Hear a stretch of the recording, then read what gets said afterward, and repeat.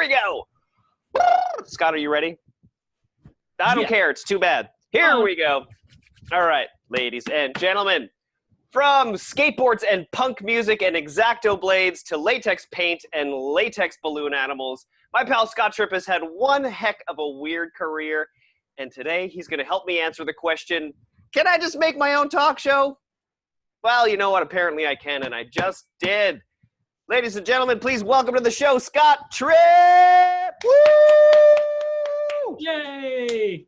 Scott Tripp, you are amazing. Thank you for being here. Oh, my camera is all over the place. There we go. No, it's better to have, instead of me and you talking, it's just you and you. I'm like, yeah, that's great. Yeah, just me and me. That's the way things go around here. Well, with everyone muted, the applause kind of sounds really, really down. Is there can we get cardboard cutouts of people so that it fills out the area? I was thinking that I was just going to have a bunch of rubber gloves on sticks in the background to do that. And I think that would be... Well, they're so plentiful now. I mean, why not? They're going to be like the rappers that used to pour out the champagne are pouring out hand sanitizer now. Yeah. All right. So, hey, do you want to do a show? Dude, seriously, let us do a show. I'm very excited to do a show with you. I think every industry has its types, it's like sorts of people. You've got you've got your jocks and you've got your nerds and everything. I think you have successfully managed to be completely uncategorizable. You are, you have tried every different kind of art form. You have done all kinds of weird things. You have amazing interests, and I would love to talk to you about all of that stuff. So tell me what's going on in your life right now. What is happening for you right now? Well, I've embarked on this learning adventure, this product called Zoom. So far it's going pretty well. Great. I actually had a Zoom meeting before this. So before we get too far into it, let me spin this around and ask a super personal question. Hit me. Get the serious stuff out of the way. How are you? I'm great. I am trying my best to make quarantine something that is productive for me.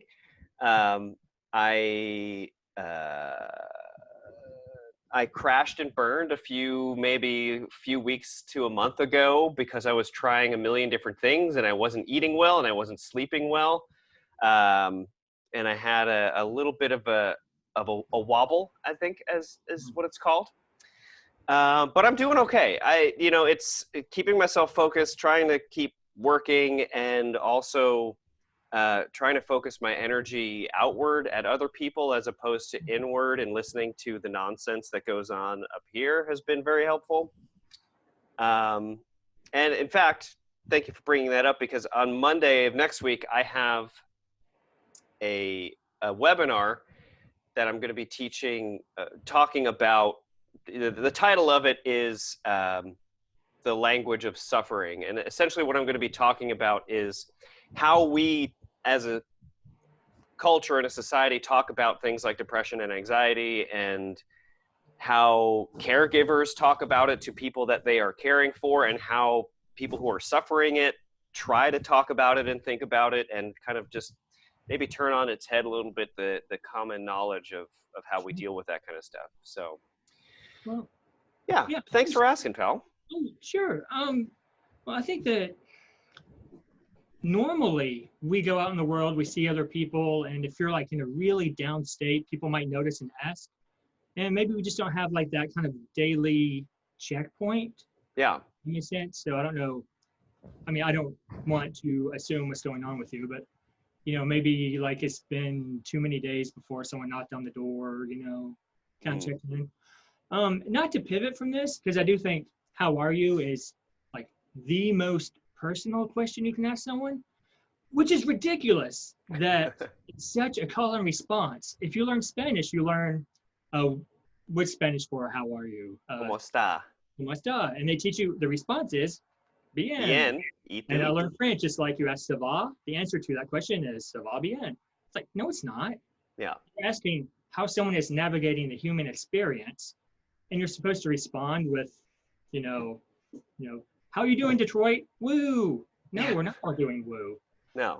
So let me take that and pivot that and say, life handed us a lot of apples, and you made lemonade, which is great. But most people who can like spin something negative into something positive are doing a great job. But like you made enough lemonade for everybody, like a whole golden shower of lemonade, so that everyone can enjoy what you've created. So I Oh, don't thank you, pal. know, but at least in the chat, so applause for Dave here. I don't Oh, know. thank you. G for clapping. Thank you, thank you, thank you. Clapping. All right. Well, sorry to derail this, but I No, think, that's great. sorry, derailing though.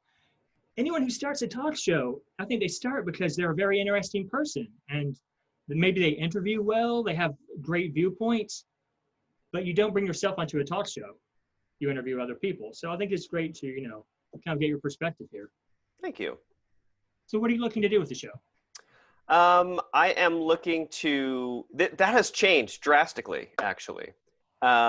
Initially, it was, I want a show that I can feature my cool performer friends and expose them potentially to like maybe a wider audience of like kind of normal people. Like initially I was trying to stay away from having any real balloon content in the show or whatever, blah, blah, blah. As I've been doing it, what I've realized is that this right here, right now, where we're in this Zoom and there are my pals sitting right over there, that's the only part of this that I actually care about. So like I'm recording this and that's fine, but the 7 people, which actually minus the 2 of us, that's 5 people that are here watching, like that's more important than that, having an opportunity for us as Balloon family to come and hang out and to like just shoot the shit with each other and have fun. Do the things that we can't be doing, which is get together at conventions and local balloon jams. Like this is it. This is all we got. That brings up a great point. I think all the names I see here, everyone I know, we wrap ourselves so much in the art that we do that is intertwined with our identity. When someone just showed up, woo! Oh, make sure they get muted so they're not. It's like the Ring doorbell. There you go. Welcome. Sorry, continue. No, I think I'm sure this has been talked about on Facebook. I don't spend as much time on Facebook as I should. Well, I heard those words come out of my mouth. That was weird. But yeah, I think when you wrap your identity so tightly in your job, your career, your passion, that you can't separate it, and then suddenly so much of that's taken away. Yeah. I think that's why we're all bumping into walls in the dark right now. Yeah. So I understand that. I also think that, as you said, what's important is the people here now. We work so hard to like further our art and to progress and make neat stuff, because as an artist, you have a message, you want to make a connection with people.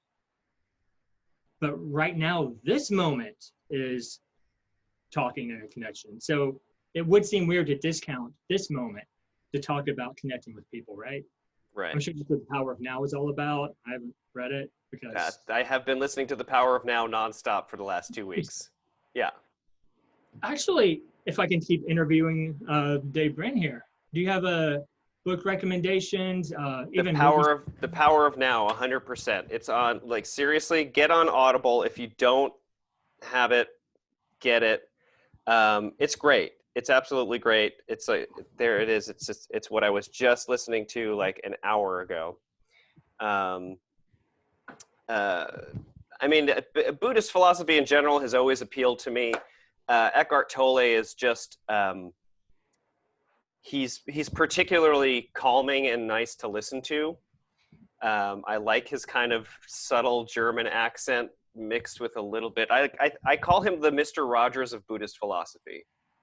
He's always wearing a nice like cable knit sweater and sitting at a table with flowers and his, just calm voice, and yeah. So it's like watching a Smarty Pants video, always technically dressed. Yeah, yes. Yeah, he's the Smarty Pants of Buddhist philosophy. There we go. Wait, so I guess we made Smarty Pants and Mr. Rogers. All right. I've taken you way off script. If you want to zap it back around, Oh, that's good actually, because guess what? I don't have a script. Well, I have bullet points. Bullet points are close enough, right? I don't have a script. Yeah, I see. I see. Yeah. So let me see here. Oh wow. No. Hey, break me out in there. What's a bullet point? What's a bullet point? Okay, so actually, I want to talk about the pickle juice incident. Oh. Because actually, I think that was the first time that we met, isn't it? I think there. It was in Australia. That was the whole. No. In the at the Magical Twistery tour. Oh. In the parking lot. Oh wow. Oh, okay. You know the Australian pickle juice story. Then. I don't know the Australian pickle juice story. Not on the show. Not on the show. Okay, good. We will skip that. Yeah. So Matt, Christopher Lyle, and I did a balloon tour. Hey, by the way, audience, am I the one that is featured in the big screen right now, or is that still Scott? It is me. Okay, good. We're figuring out how to do the show over Zoom, and it's great. More people are showing up. Look, there's 10 people here. This is fantastic. This is what excites me. You guys here right now, live. Okay, so the first time Scott, Tripp, and I met was at the Magical Twistery tour. Or no, not the Magical Twistery tour. Oh, it was the Magical Twistery tour, but in my head, the Magical Twistery tour is actually called the Emotional Baggage Tour, because we were all going through some crazy stuff at the time. No, well, did we not meet at the Balloon Scouts? That was before, right? Did we? I have a memory that. Oh, you're right. I have a picture of us playing golf outside. Yes. Oh my gosh. That was in 2013. That should sound like a long time ago and not at the same time. Am I wrong about that? Lisa's shaking her head. No. Was that not 2013? It was, because I have a badge up on my thing right there that says 2000, maybe 12. I don't know. But anyway, so maybe, I think, yeah, you're right. We did meet there first. But when we met again, because I feel like we'd only ever seen each other, then at conventions or whatever. But then we met at the Magical Twistery tour in the parking lot. You had come with a variety of goodies. I think at the time you were making all of those bags of like babies in a bag or something. I don't even remember what all those products were. Oh. Can you give me a rundown of some of the list of some of those weird fake food products that you were making? Oh wow. Sometimes I think, well, this started here, and then I realized, no, it started before that. No, before that. Okay. So that's CJ, right? Has the canned blue balloon dog. Sweet. Let me see. Okay, yeah, CJ, hold on. I'm gonna see if I can spotlight you. Do I have one of those? Hopefully that's CJ, everybody there. I do not have stewed blue balloon dogs. Yes. Actually, okay, so we're going to tangent everything and have 4 tangents off of that. Yeah, cool. Yeah. So I do some different paintings, things like that. And it actually got to the point where people would say, I want you to send me something. I don't care what it is. Empty box, as long as I get a box from you. I put something in the box. But also, I couldn't keep up with the paintings, for the demand. Yeah. Because you don't just do the painting. You have to do the painting and then the back of the canvas. And then you have to do the box. And it would take so long. So I'm like, I should have a print or an edition of something. But I didn't want to go to Staples and have them print on a computer, and a Z-Clay printing is more expensive than anyone really wants to pay for. So I had these canned balloon dogs, and it's terrible to hold stuff up to a screen. I know, I can send you. Oh, it's great. There's 4, 5 of them. I think there's 5, but each one is a different color. They're different ingredients on each one. Different nutritional information, and they're full of inside jokes.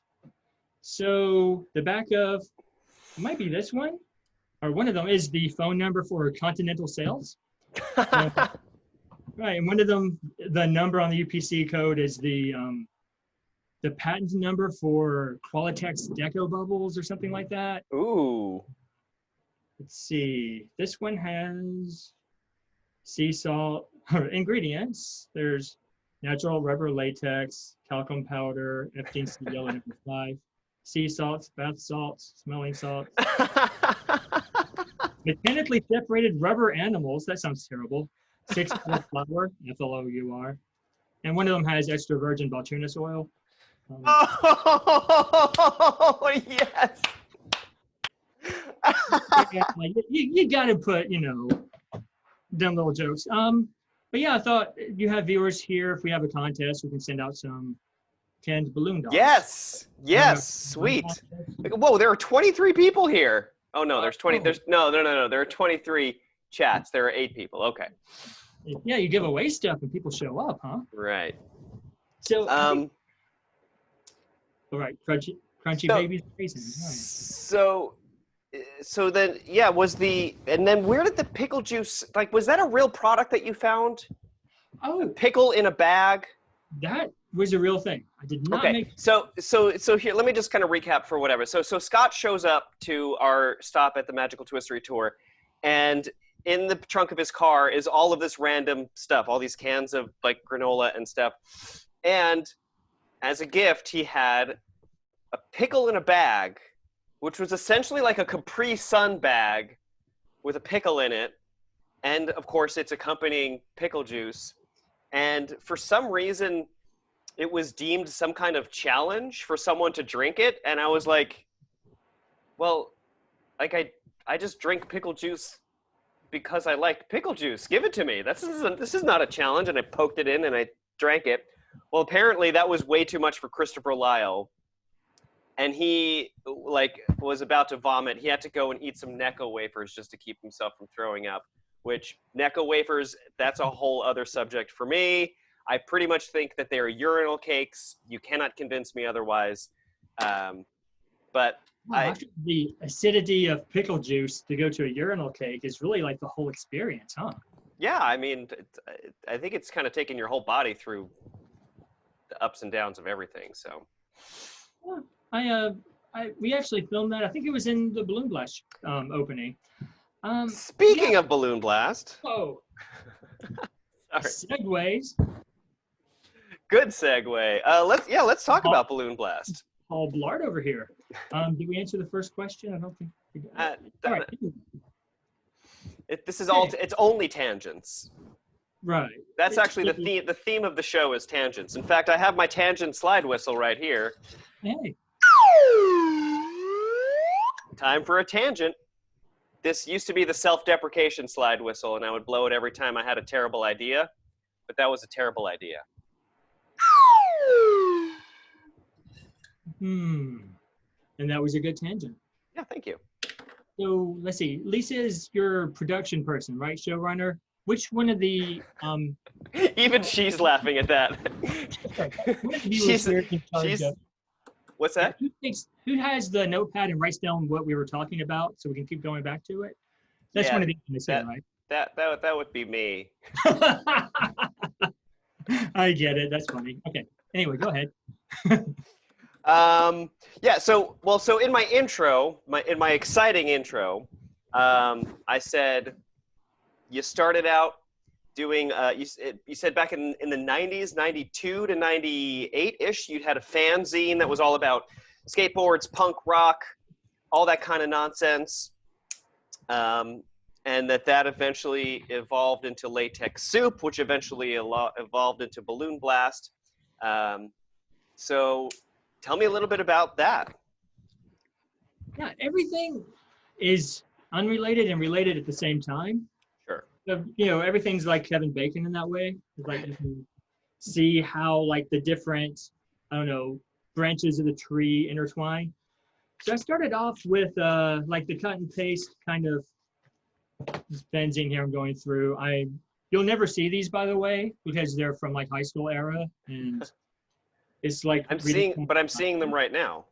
Oh, okay. Well, not the inside. Okay. And this one came with 3 2-dimensional glasses. Oh, 2-dimensional glasses. Yeah, and the cover was made out of wallpaper. So I cut out 2D glasses so they could read in, stunning 2 dimensions. So I cut these out of poster board, and I thought, hey, that's a funny joke. I did 300 copies, so that was not a funny joke after like cutting out the 5th pair. Right. But you know, sometimes you have to spite yourself and just keep going. Yeah. Sometimes the funniest jokes are the practical jokes you play on yourself. But anyway, yeah, so I think the skateboarding thing really set this pattern. It wasn't intentional. I can see it going backwards, but not forwards. Um, who is it that said life can only be lived forwards, but only understood backwards? You're all muted. I can't hear you anyway. I just heard that recently. Ah, Oh, it was in the it was a quote in the Social Dilemma, I believe. right, but it goes back to like. But that's when I just recently saw it, so I'm trying to remember who that was. Anyway, yes. Yeah. So what I noticed was I started skateboarding and got into juggling at the same time. And I didn't really realize the parallels, but it's like they're both a solo activity. And to progress, what you do is you isolate yourself for periods of, 4 to 8 hours straight, just like throwing attempt after attempt after attempt to do this trick, which is just really to amuse yourself. Right. It's not like a team sport, you're not playing football. There doesn't have to be an audience. You can be a kid living alone in a lighthouse, practicing by yourself. It's self-contained, and I love that. It also kind of fed into the whole DIY thing of doing the fanzine of, I'm going to write the story, cut out, paste, copy, and make this thing this tangible myself by my hands. So the parallels have gone to like graffiti culture. They all kind of have that same vibe of do a thing that you have so much passion for that you will throw, 10 hours a day, every day of your life into just to progress on amusement. And then when I got into balloons, I'm like, oh, just take that same passion, not just like play with balloons, but like understand what makes a balloon, where they come from, what people have done with them and what they haven't done with them, what happens if you stretch them in different ways. And I know I'm not like the best technician or the best at rendering things out of balloons, but that's not really my goal anymore. I kind of like the idea that you can spend so much time with your material, whether it be balloons or anything else, that you can, I guess, ascertain something from it that you couldn't otherwise. It's hard to put into words. I was talking to Mason about this, I think, recently. The difference between listening to music on your iPod and on your vinyl turntable. It's like, yes, hipsters love vinyl records, they're cool. But I feel like the difference is the computer puts those sounds through a speaker, but when you listen to vinyl, there's actually a needle that's actually having these like tiny little percussive moments. Like there's actual like things being vibrated back and forth, and that's turning into sound. So it's almost like being warmed by a fireplace, if that makes sense. Oh, interesting. Because you can feel the real actual vibrations and yeah. Like the warmth of the sound more. Right. Enveloping? Anyway. Enveloping, yes. Soren Kierkegaard, by the way, Lisa looked up, who said life can only be lived forward and understood backwards. Soren Kierkegaard.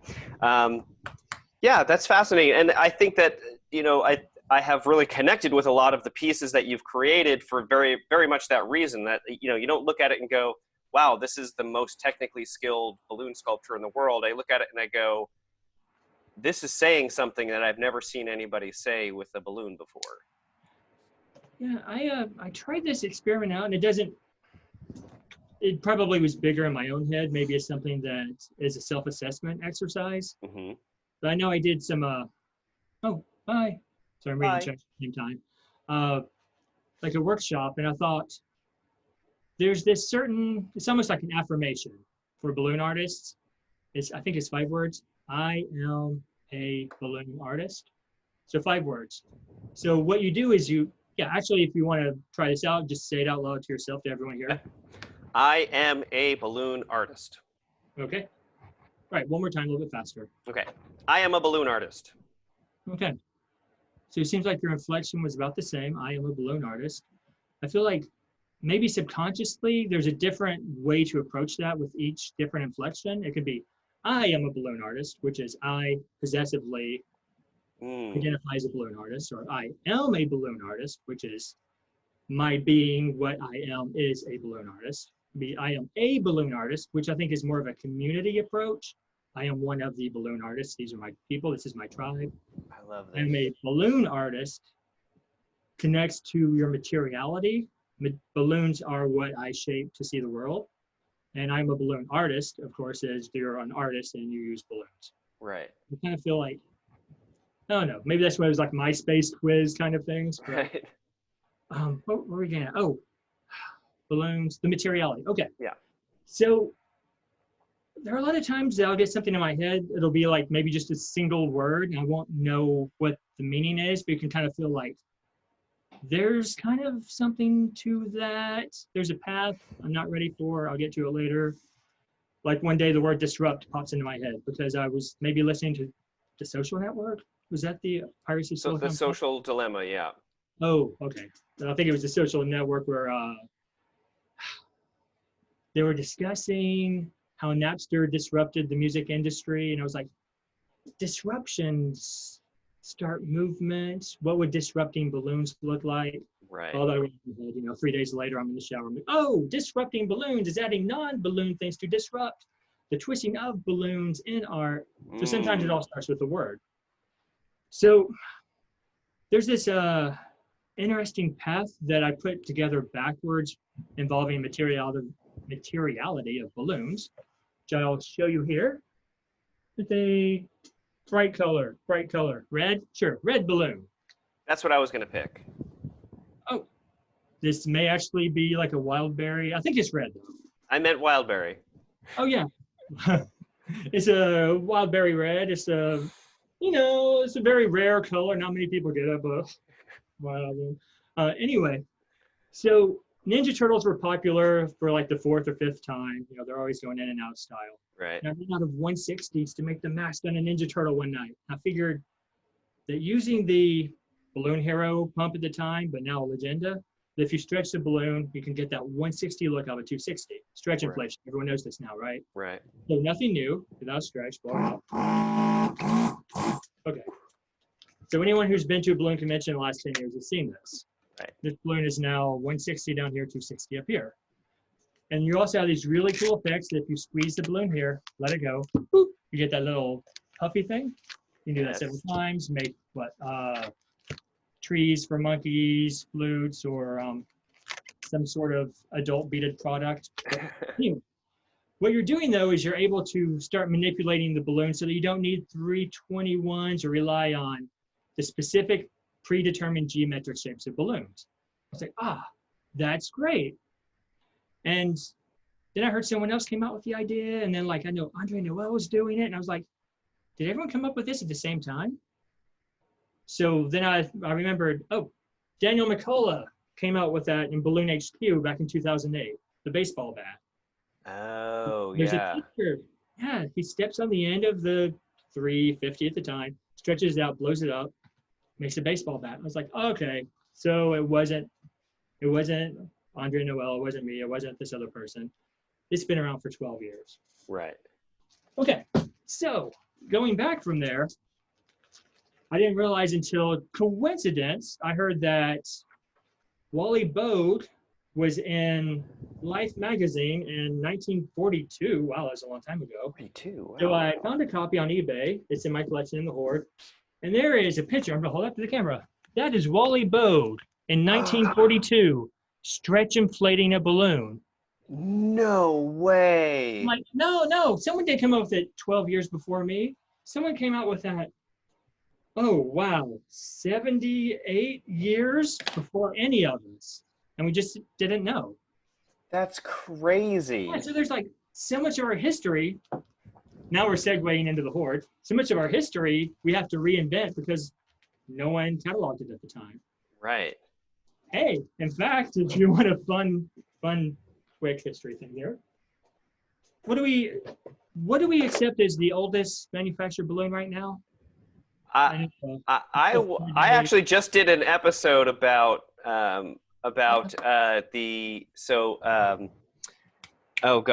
Michael Faraday, 1824. Yeah, no, you're right, 1824, and then 1825. Thomas Uh, Hitchcock Hitchens.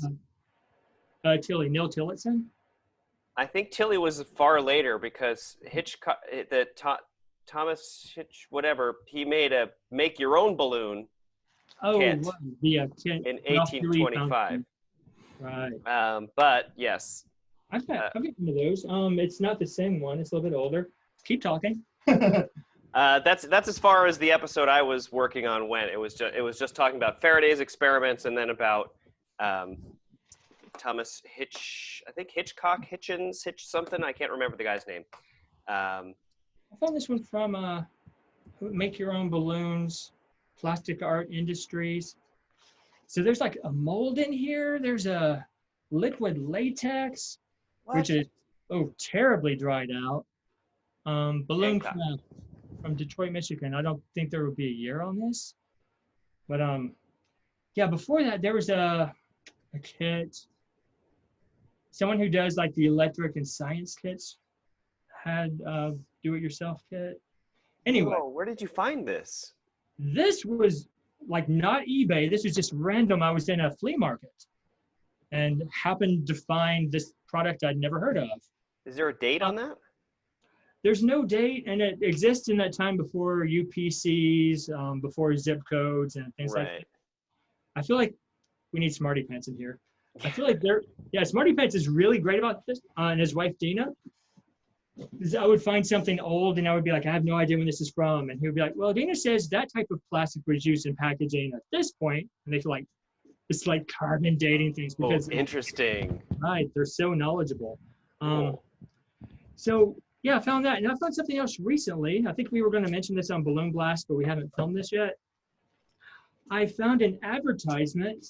Oh, it's over there. I'm going to stop jumping up and down. For a Parker Brothers game called Pillow Dex. DEX, which I guess is like Latin for a hand something, maybe. I don't know. Balloon Blast spoilers. You may have an announcement later. A game from 1896. And I actually found a copy of the game later. So this is Pillow Dex. What Pillow Dex is, so if you open it up, it's the game where you blow up a round balloon and you hit it back and forth. Yeah. Brothers sold that as a game. So it's actually just 4 wooden blocks with some string that you put across a dining room table to make a volleyball net. Oh, and these are, by the way, the actual styrofoam packing peanuts from the 1800s. They're not. But it came with 6 balloons, and you could order extra balloons for 25 cents from Parker Brothers. So 1896, there were commercially available balloons. We were told Neil Tillotson was 1920. I don't know if someone's Googling this. He made the cat head balloons for a parade. I think that was like 1903, 1906 or something, the cat heads. I know it's on Balloon HQ in the history. Someone will mention it. Looking at pictures of people's videos, I'm like, is someone Googling it? Or they're just like checking Facebook. Wow, that's wild. Well, yeah, the whole thing. What it means is we have to rewrite our history so often because, you'll find that one thing. You'll see like a postcard of, a balloon person, and it'll be postmarked a certain date, which was before you thought something else was. Right. Our history's kept on a dry erase board, right? Now we have to scrub all this off, put this on instead. And, yeah. That's wild. How much of this kind of old balloon paraphernalia have you got in your collection? Well, I actually try not to buy stuff anymore. Right. We live in a small apartment, and I've tried to pare back, but I also feel like sometimes you'll find one thing, would be eBay or whatever. 1901, awesome.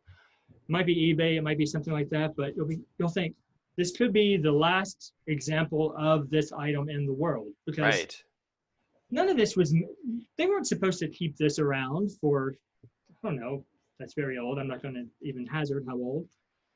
But, items from 70 years ago that are made of biodegradable material that have dry rotted that you can't blow up. It's all garbage. So I'm like, this is crazy.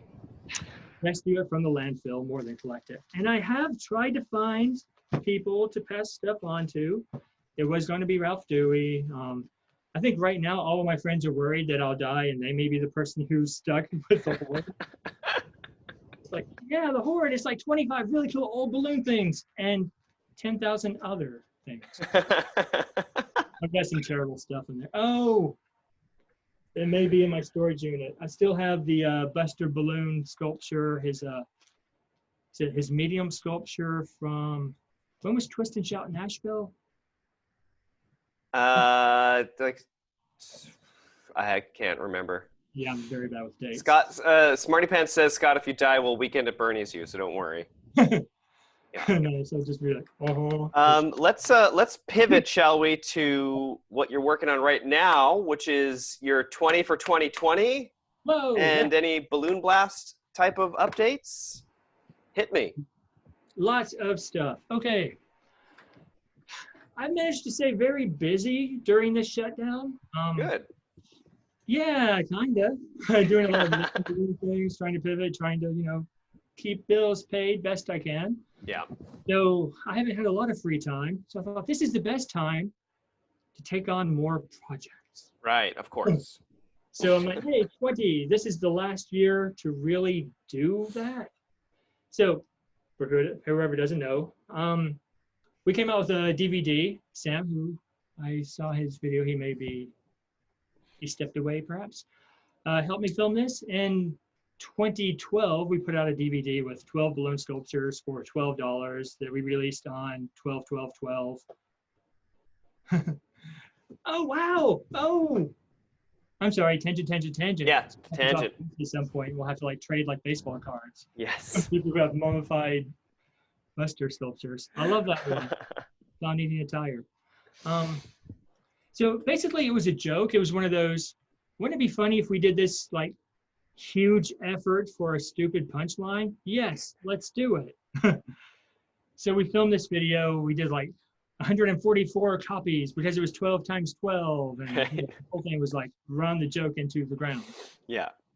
And then we mailed out 144 copies. And I think each one has a hand-drawn letter and you have to decorate the envelope and stuff. And it was just an exercise in how much self-punishment you can do. And then I decided a couple weeks ago to do that again. So 20 balloon videos that I'm filming and editing. I'm putting one out every week for 20 consecutive weeks for $20, which is so cheap that it's supposed to be a silly joke, but it's funny how humor just comes around to beat you down when you're seems like that joke's on you, pal. Oh yeah.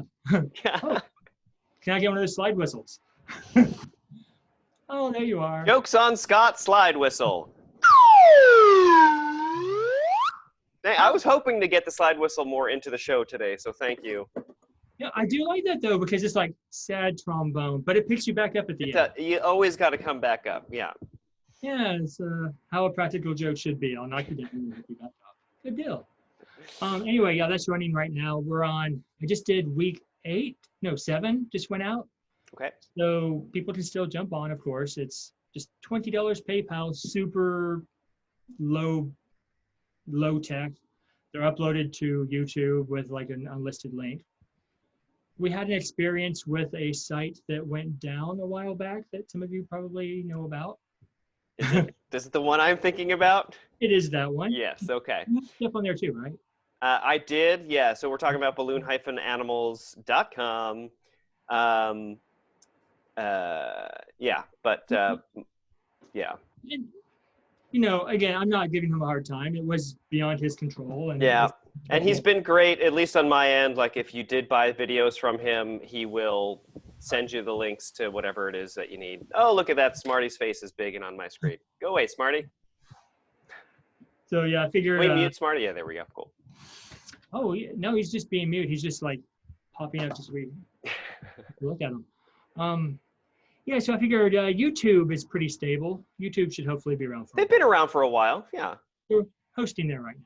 Anyway, I'm not hard selling. It's, if you want to get in, I figured this is not a good time to sell instructional videos to people. You don't want to have like, buy my $35 DVD and learn 6 sculptures because we Yeah. don't have money right now. I Yeah. thought $20 is a small amount, and it's kind of really just a token, get in on the joke kind of Right. everything. I love it, man. Still have the, hey, look at me bring it back around. The sketchbook and journal excerpts, which is just pictures from a sketchbook of balloon ideas and a few essays. Still have a couple of those around. Do you have a copy? I do not have a copy of this. I haven't seen this before. I do a copy. It says volume 1. I don't think there will be a volume 2. Yeah, I numbered these to 100. I still have a few of those. It's something like 40 pages. There's, how you have ideas like, oh, I want to build this someday, but ideas come faster than like time to actually build. Right. Kind of Yeah. like Da Vinci's notebooks that have helicopters and stuff that he never actually built. Well, I'm not putting it on that level.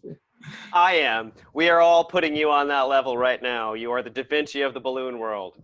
There you go. Yeah. Now that you said that, that one is a sloth kebab, which is a shish kebab of dead sloths. So now that you put me on the same level, yeah, this is what you signed up for, right? Anyway. Oh, Scott, I love your brain. Isn't that like the weirdest thing when people say that? Like, how do I take that when they're like, hey, I love the way you think about stuff. You're so dumb. You don't understand the world and you make no sense. Cool. Well, I think the balloon industry is lucky to have you. I was lucky to have you on my show. I want to thank you deeply for being here. This has been great. What's the best link if you want to give someone, like, if people just generally want to like find out about you? Do you have like a website? Is your Facebook the main place? Like, where should people go? Well, I do everything the wrong way. Awesome. Yeah, I grew up in this time of there'd be a bootleg live recording of a band, and there's like 100 copies of this album, and you have to go seek it out and find it. Yeah. So I grew up not understanding self-promotion. It's more, Right. If people really care, they'll find out about it. That doesn't work. So I don't have a website that has everything on it. Okay. I do tell people that if you want to see more balloon stuff, my Instagram tends to have more of that. Okay. There'll be pictures of balloons, paintings, and sometimes other oddities, and text that either goes with, doesn't go with, maybe a dumb joke, or it may be, something more deeply philosophical about approaching. What's the other one? Oh, I just did one about. What's your Insta link? What's your Instagram link? I think it's Scott Tripp Balloons. Scott Tripp Balloons. Cool. Sure. Try that. If that doesn't work, then I don't know. Follow Holly Hopper. Just find something. Awesome. We're all the same. We're balloon people. Yeah. We're Cool. like- All right, Scott. That was amazing. This is going to be the end of the official show, but remember, We're not the starting? show doesn't end when the show is over, because we're all going to hang out. We're going to have the after party. If you're watching at home and this is recorded, you're not going to get to see what's happening after I hit stop record. But make sure you follow the show. If you want to sign up for the Eventbrite link for next week's show, make sure you do that so you can get in on this right now and hang out with your balloon pals. I am about to stop the recording, and you are about to stop watching right now.